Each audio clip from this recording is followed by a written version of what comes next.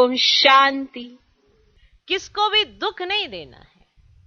वहां जानवर आदि भी किसको दुख नहीं देते हैं, है ना। वहां तो जानवर भी किसको दुख नहीं देते हैं। तुम बच्चे घर में रहते, भाई भाई आपस में लड़ पड़ते हो थोड़ी बात में। अब जिनके अंदर क्रोध जास्ती होता है, उन्हें छोटी सी बात बहुत पिंच हो जाती है और लड़ना शुरू कर देते हैं। छोटी छोटी बात पे लड़ना शुरू कर देते हैं, तो उस घर का माहौल कैसा होगा। सोचो, जहां बात बात में लड़ाई होती हो तो कैसा होगा वायुमंडल। इसीलिए बड़ी संभाल करो, बाबा समझा रहे हैं। तो तुम बच्चे घर में रहते, भाई भाई आपस में लड़ पड़ते हो थोड़ी बात में। वहां तो जानवर आदि भी नहीं लड़ते। माना बाबा के कहने का अर्थ है जानवर से ही सीख लो, तुमको भी सीखना है। नहीं सीखेंगे तो बाप कहते तुम बहुत सजाएं खाएंगे।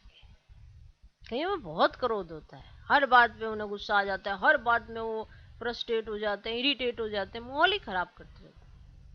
बाई चांस किसी एक के अंदर ऐसी आदत हो तो तुम तो ना बनो ना ऐसे। मालूम होता है कि घर में इस वाले आत्मा का ना संस्कार ऐसा क्रोधी टाइप का है, तो खुद का भी वैसे ही, इसको आज ही हम बताते हैं। तो क्रोध क्रोध को क्या बताएगा। क्रोध को तो शांति बता सकती है, प्रेम ही बता सकता है। बाकी तो क्रोध को कोई नहीं बता सकता। क्रोध को क्रोध कभी शिक्षा नहीं दे सकता। ये कहाँ लिखा है क्रोधी के साथ क्रोध करो और उसको शिक्षा दो। कभी ऐसा हुआ है क्रोधी के साथ क्रोधी ने कभी शिक्षा दी हो। एक ने गलती की, दूसरे ने भी गलती की, गलती गलती वाले को कैसे सुधारेगा।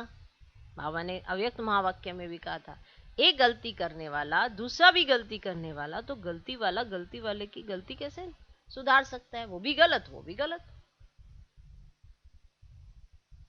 तो तुम्हारा आपस में ऐसा स्नेह होना चाहिए जो आप देखो कि सत्युग में तो जानवरों का भी है, तो उनसे ही शिक्षा ले लो। तुमको भी सीखना है।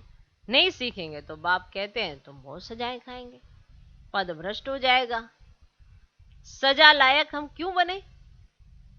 सोचो, मालूम है कि हमको ऐसी वाली एक्टिविटी चलने से सजा मिलेगी। अगर आप किसी से भी बात करते हैं और उसको ये कहना पड़े ये बात आगे नहीं देना, तो मतलब की बात तो कुछ गड़बड़ी है, कि इस बात से आगे लड़ाई हो सकती है। ऐसी बातें ही क्यों करना, ऐसी झरमुई झगमुई क्यों करना जो आपस में हमेशा डर लगा रहे कि मेरी बात ना आगे पहुंचा दे। अपना दिल सच्चा और साफ रखो, कोई ऐसी बात ही ना हो जो तुम्हें छुपानी पड़े या तुम्हें कुछ कहना पड़े। हम ऐसी कोई एक्टिविटी क्यों सीखें जो हमें सजा खानी पड़े।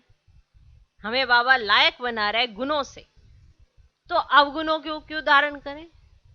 किसी ने पकड़ा तो नहीं होता मुंह में शब्द डालने के लिए।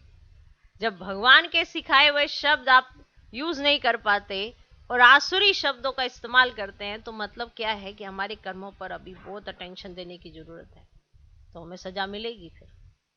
तो इसलिए अपने ऊपर बड़ी खबरदारी चाहिए, बहुत खबरदारी चाहिए। जो ये सोचकर अपने पर खबरदारी रखते हैं वो बचे रहते हैं।